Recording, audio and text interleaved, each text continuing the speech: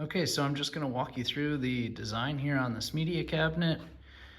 And I wanted to show you just a couple of the elements that I have here.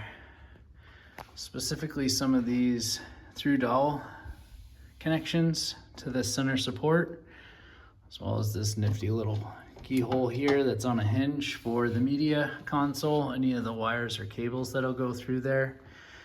And most importantly, look at how nice that grain looks with the tongue oil application that I put on this piece. You'll also see here the walnut feet that support this cabinet, as well as the through dowels that support the shelf and the top support. And then moving on top, here is the edge through dowel assembly.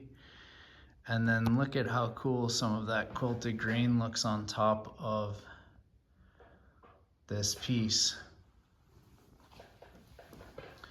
And then moving around the back side here, you can actually see how I rabbited in on the corners and the edge, just deep enough so that the backer board will sit flush into the back of the piece.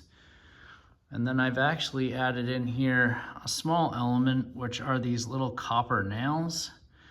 They're not necessarily the best or perfect application, but I thought they actually worked really nicely to finish off the backer board on this piece.